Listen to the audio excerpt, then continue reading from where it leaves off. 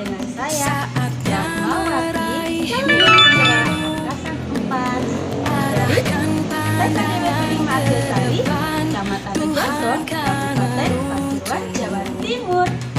Kali ini saya akan memaparkan kata yang sudah saya laksanakan dengan kita. Selamat menyaksikan.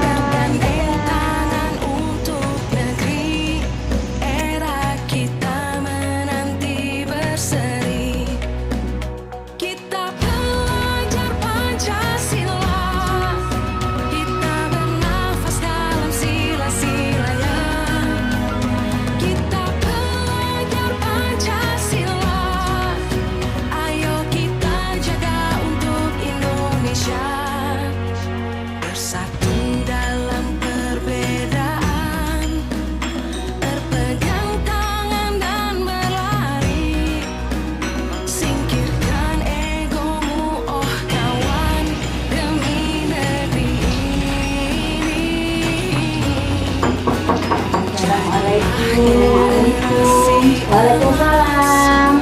Oh, begini, sebelah masuk Bu, masuk. Kenalan dulu.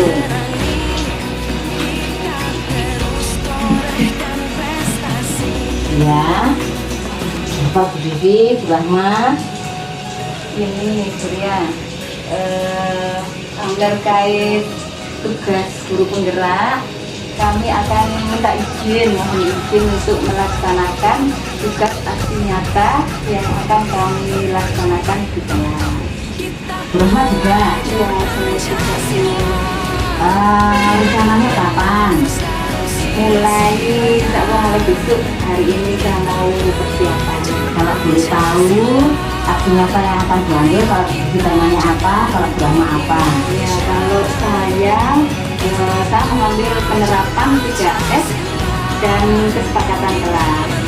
Kalau saya yaitu pembiasaan disiplin positif, mengembangkan rasa kepercayaan diri pada anak. Bagus. Kami mengizinkan dan sangat mendukung sekali apa yang akan dengan lakukan. Terutama harapannya itu tidak berhenti sampai di sini, tapi apa yang jenengan ambil sebagai video kali ini akan mampu terus menjadi berjalan, berkesinambungan dan menjadi poin positif, bukan hanya untuk kita sebagai pengajar, warga sekolah, juga untuk perubahan anak-anak juga lembaga kita, ya Bu ya. Iya. Semangat ya Bu. Iya. Semangat, selalu semangat. Ya, bisa dilakukan syutingnya, monggo.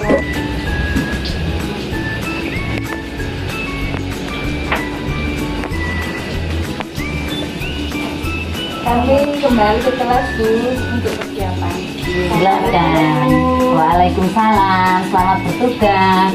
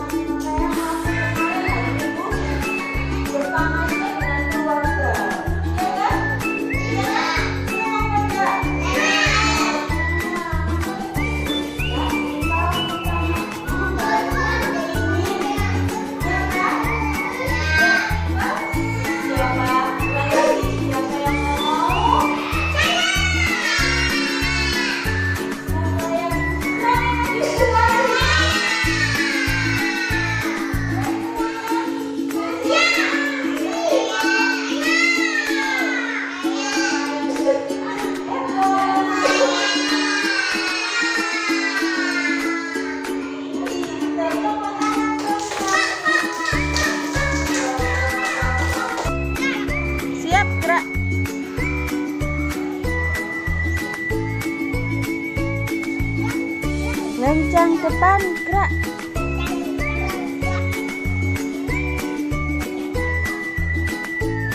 Kencang depan. Tegap, gerak.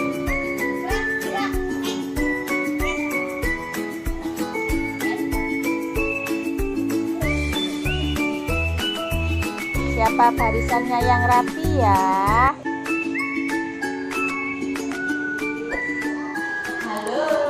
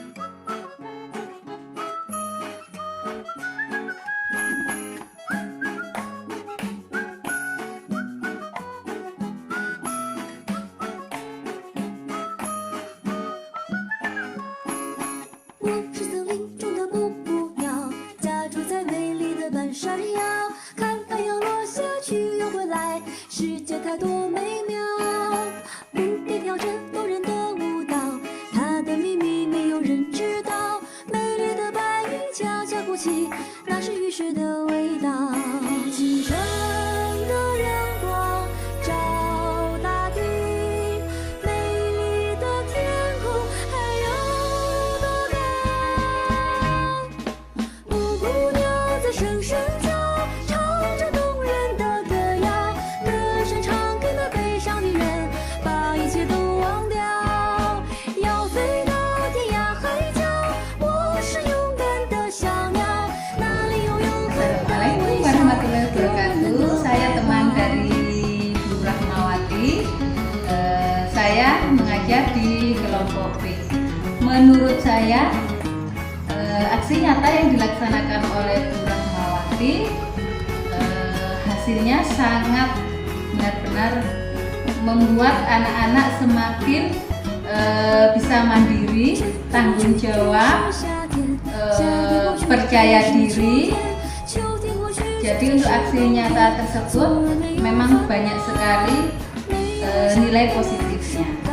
Terima kasih. Assalamualaikum warahmatullahi wabarakatuh. Assalamualaikum, saya Mama Tiwi, wali murid dari adik Zea, kelompok A yang diajarkan oleh Bu Rahma.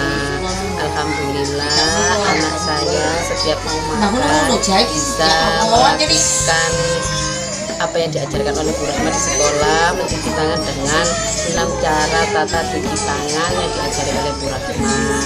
Setiap mau berangkat sekolah bisa memakai sepatu sendiri.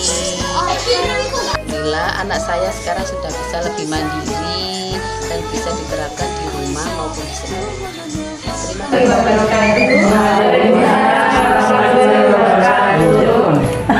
Alhamdulillahirrahmanirrahim. Terima kasih atas waktu yang telah diberikan kepada kami sehingga kami bisa menyampaikan tugas dan kewajiban kami sebagai seorang calon guru penggerak angkatan 4 Kabupaten Pasuruan. Nah, untuk tugasnya adalah sosialisasi budaya positif. Setelah 3 bulan kemarin kami telah menyelesaikan modul 1. Nah, di sini tugas kami yang terakhir di modul 1 ada 2, yaitu sosialisasi budaya positif dengan kegiatan aksi nyata di dalam kelas, di dalam sekolah. Nah, untuk itu modul 1.1 akan disampaikan, selanjutnya akan disampaikan oleh Bu Rahmawati SPD. Kepada Bu Rahmawati kami persilahkan.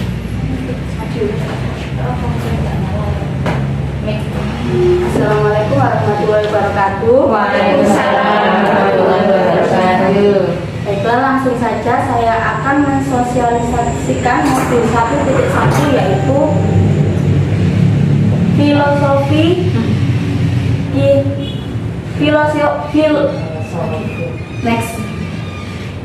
filosofi pendidikan Ki Hajar Dewantara. Nah, pendidikan Ki Hajar Dewantara next. Pendidikan menurut Ki Hajar Dewantara, tuntunan di dalam hidup tumbuhnya anak-anak, menuntun segala kodrat yang ada pada anak-anak agar mereka dapat mencapai keselamatan dan kebahagiaan yang setinggi-tingginya, baik sebagai manusia maupun sebagai anggota masyarakat. Jadi anak dari lahir sudah ada bakat dan potensinya dan sudah memiliki kodrat alam. Nah, kodrat alamnya yaitu anak-anak memiliki bakat potensi yang sudah ada dari lahir.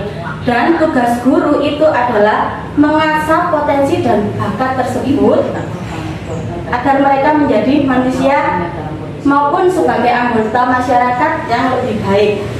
Nah, itu juga ada di semboyan Ki Hajar Dewantara next, yaitu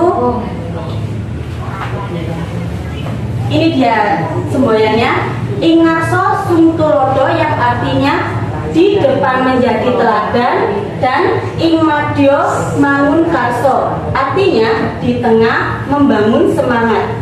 Dan Tut Wuri Hadayani yang artinya dari belakang memberikan dorongan. Next.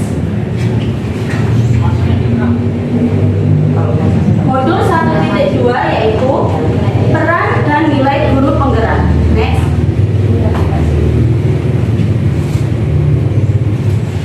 Yang pertama yaitu peran guru penggerak. Peran guru penggerak yang pertama yaitu menjadi pemimpin pembelajaran. Contohnya kita mengajar di kelas itu adalah kita sebagai pemimpin pembelajaran. Yang kedua, menggerakkan komunitas praktisi. Nah, yang kedua ini alhamdulillah terima kasih hari ini saya diberi kesempatan dan Bu Divi menjadi komunitas praktisi di acara sosialisasi hari ini. Yang ketiga, mendorong kolaborasi antar guru.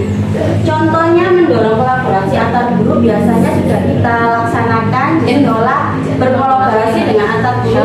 Kadang anak-anak diajak jalan-jalan bersama. Yang keempat, menjadi coach bagi guru. Nah, yang menjadi coach itu juga alhamdulillah hari ini saya dan Bu Divi juga diberi kesempatan menjadi coach di acara sosialisasi hari ini. Terima kasih. Yang kelima, mewujudkan kepemimpinan murid itu juga biasanya kita laksanakan di sekolah. Biasanya kita memimpin murid-murid kita senam bersama. Kita kan kadang mengajak anak-anak ke depan. Nah, itu mengajarkan anak-anak biar bisa menjadi pemimpin yang baik seperti menjadi ketua kelas atau ketua kelompok. Yang kedua, nilai guru penggerak. Yang pertama, berpihak pada murid. Nah, itu adalah pembelajaran yang berpusat pada murid. Yang kedua, mandiri. Mandiri itu contohnya kita guru mempunyai inisiatif sendiri mengikuti webinar tanpa disuruh oleh atasan seperti itu. Dan yang ketiga, kolaboratif. Seperti tadi saya sama Bu Divi, hari ini juga saya berkolaborasi mensosialisasikan budaya positif hari ini. Nah, yang keempat, reflektif. Nah, reflektif itu adalah merefleksikan diri kita. Contohnya, kita sudah mengikuti webinar. Nah, hasilnya itu bagaimana? Nah, kita bisa merefleksikan dari kita mengikuti webinar tersebut. Nah, yang kelima yaitu inovatif. Nah, itu inovatif adalah memberi atau mempunyai ide-ide baru bagi kita. Nah, kita bisa tuangkan di pembelajaran setiap harinya, atau kita bisa tuangkan untuk anak-anak, atau kita bisa berdiskusi bersama untuk memberi ide-ide baru tersebut. Next, untuk modul 1.3 visi guru penggerak akan disampaikan oleh Bu Divi. Untuk Bu Divi, saya persilakan bertanya. Terima kasih Bu Rahmawati.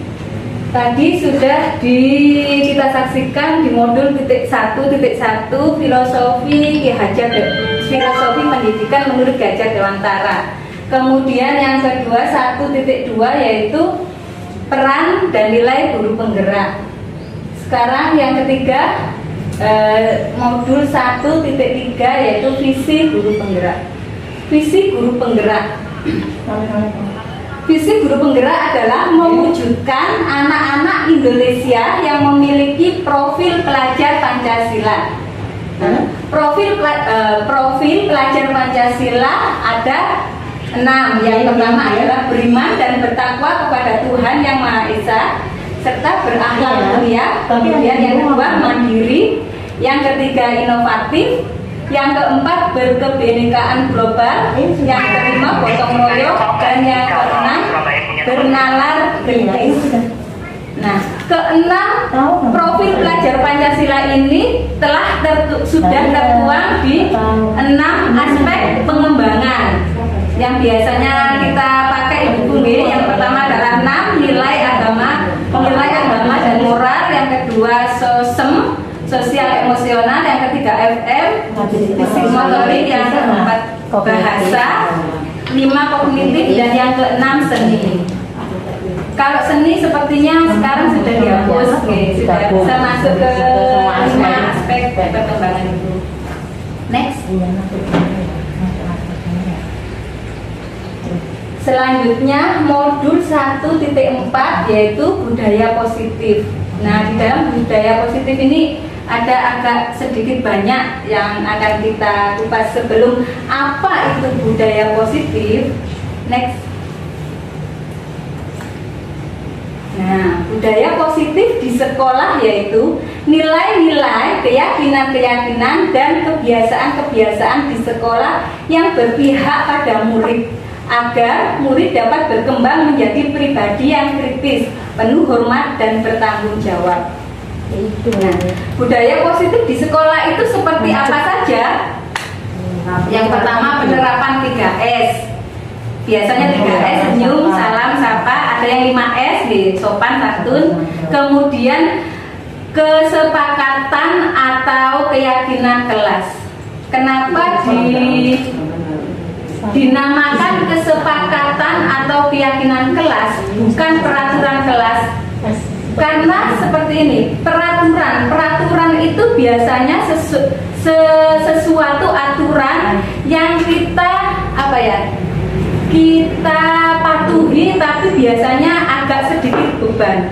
Next, agak sedikit beban. Lain dengan keyakinan sudah kita yakini, sudah kita sepakati bersama, seluruh warga sekolah, seluruh warga kelas. Seperti ini, contohnya seperti ini.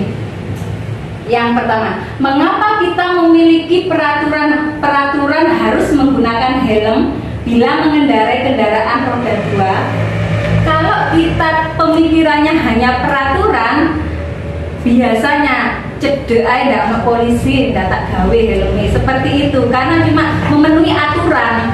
Kalau kita keyakinan, kita kesepakatan dalam hati sudah yakin kebijakan yang dituju, itu pastinya, oh, aku harus dari helm soalnya untuk keselamatan, nah keamanan, seperti itu. Kalau pemikiran kita, keyakinan kita seperti itu, kebijakan yang kita tuju seperti itu, pasti walaupun dekat kita akan memakai helm.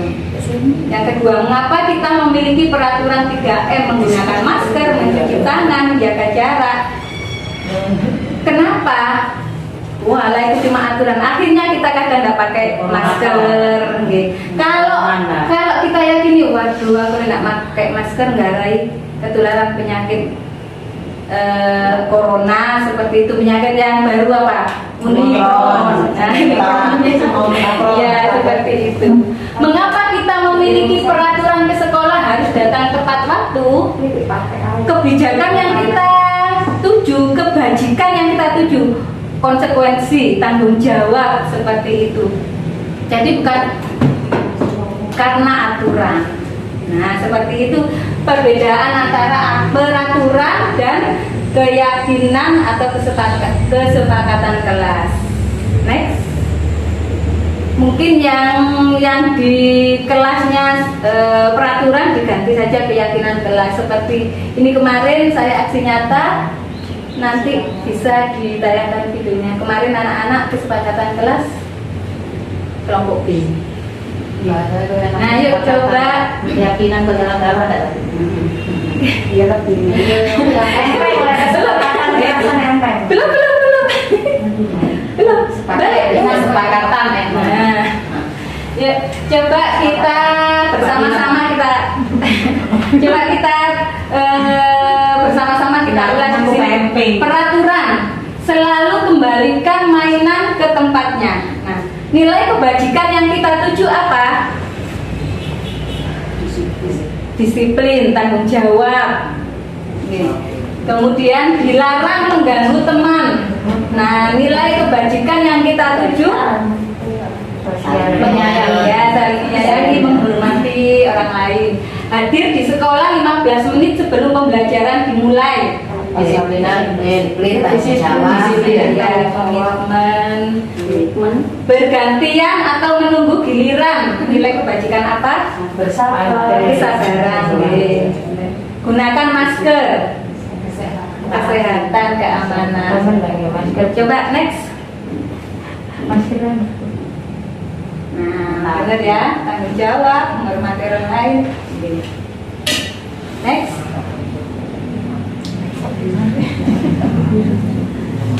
Nah, karena ada aturan, karena ada kebajikan, kesepakatan, keyakinan kelas, yang pasti ada yang melanggar, kan gitu. Warga kita semua kita ini warga sekolah, ada guru, kepala sekolah, murid, kemudian wali murid, nah semua itu namanya warga sekolah. Nah, di dalam warga sekolah pastinya itu ada yang walaupun sudah tahu kan karena ada sesuatu hal akhirnya melanggar, kan gitu, disengaja ataupun tidak. Nah, seperti itu. Sama dengan anak-anak juga punya hak dan kewajiban.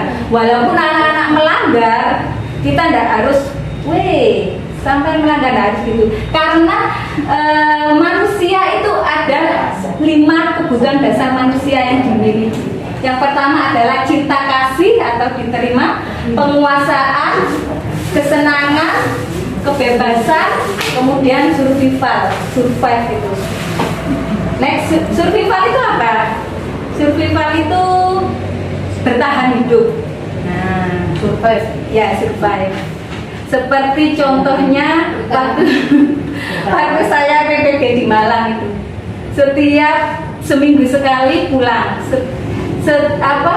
Setiap akhir mendekati mau pulang pasti kan sambil mepet, kadang wis menengolek wis orang muga-muga saya kena ada kegiatan sih harus belanja. Nah, itu saya harus survive di situ, harus bisa bertahan hidup sampai besok pulang, seperti itu. Next. Masih saya. Masih parah pas. Iya. Nah, coba kita kupas juga seperti yang tadi. Ibu guru bilang aku tidak boleh bersenandung sewaktu mengerjakan tugas. Katanya kelas harus tenang, tidak ada suara. Padahal kan aku suka dan senang menyanyi. Nah, kebutuhan apa yang diperlukan? Yang tadi itu survive, kemudian cinta kasih, kesenangan. Ibu guru tidak menyapaku hari ini, padahal aku pakai jepit rambut baru. Kebutuhan apa yang diperlukan? Kasih sayang perhatian. Aku lapar, tapi sama mama tidak dibawakan bekal. Aku bosan dengan bekal yang dibawakan oleh mama. Makanya selalu sama setiap hari. Aku ingin seperti teman-teman yang membawa bekal beraneka ragam. Kepingin apa? Kebebasan. Next.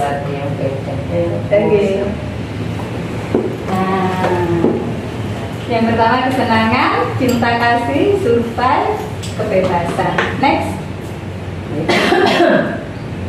Nah, setelah anak-anak tadi 5 kebutuhan dasar manusia, semuanya itu semua anak, semua warga sekolah itu membutuhkan ada hak dan kewajiban. Di sini seperti apa? Anak-anak kalau melanggar seperti yang saya katakan tadi, pastinya supaya tidak melebar kemana-mana, ternyata ada 5 posisi kontrol guru. Nah, 5 posisi kontrol guru. Yang satu penghukum, yang kedua pembuat merasa bersalah, yang ketiga teman, yang keempat pemantau, dan yang kelima manajer. Next. Nanti sebutnya kayak buku Ya, semua.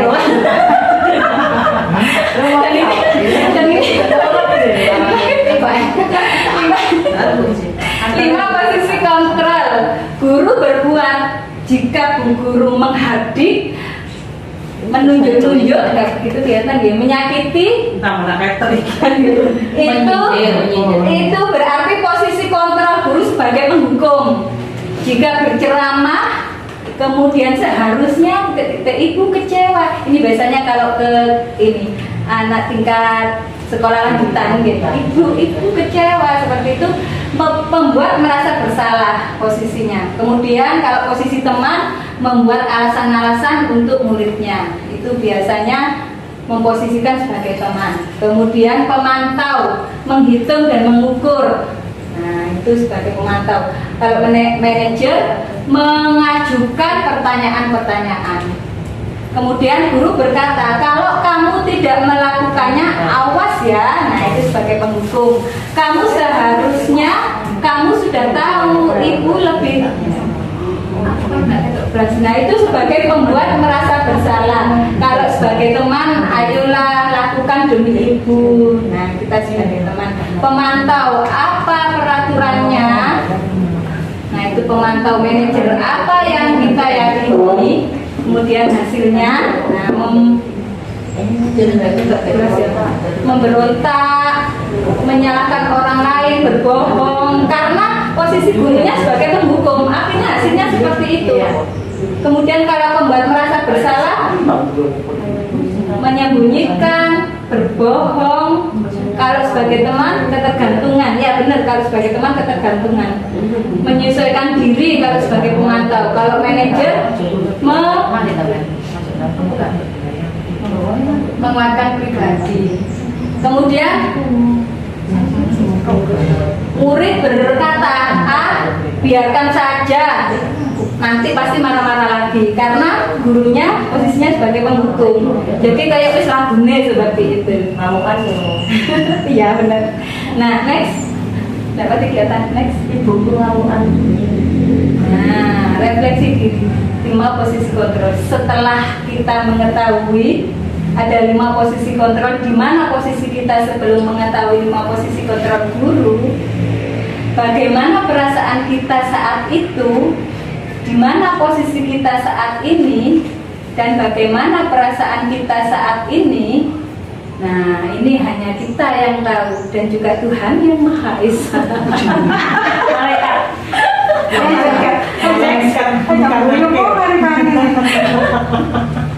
Nah, sepertinya kalau ini lain asing lagi, apa itu restitusi? Sebentar, apa itu restitusi? Restitusi adalah proses menciptakan kondisi bagi murid untuk memperbaiki kesalahan mereka, sehingga mereka bisa kembali pada kelompok mereka dengan karakter yang lebih kuat. Nah, coba next segitiga. Nah, segitiga restitusi.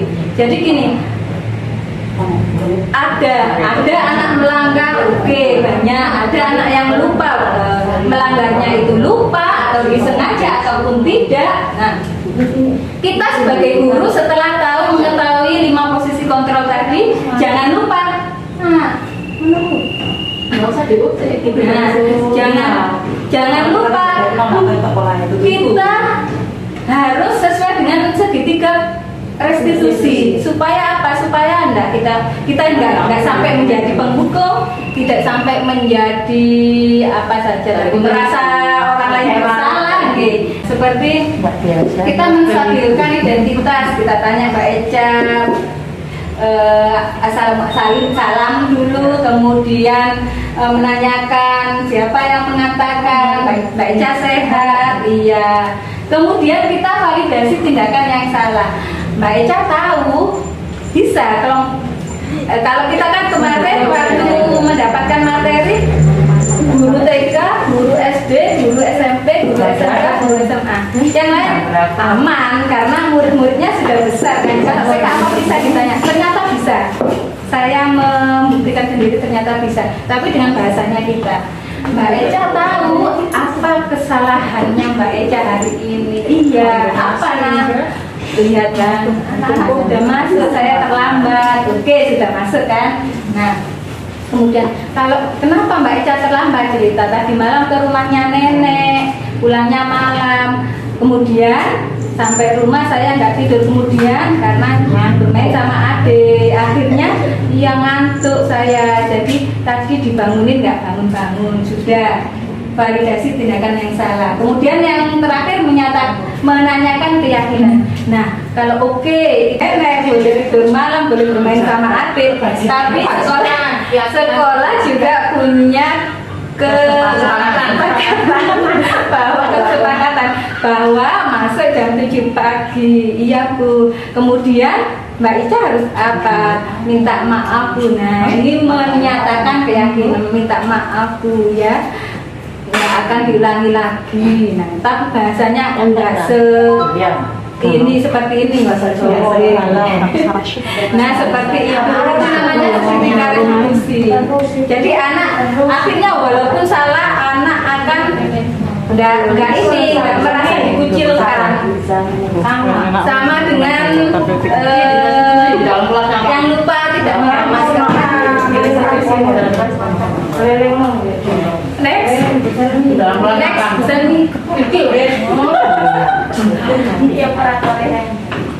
Nah sudah.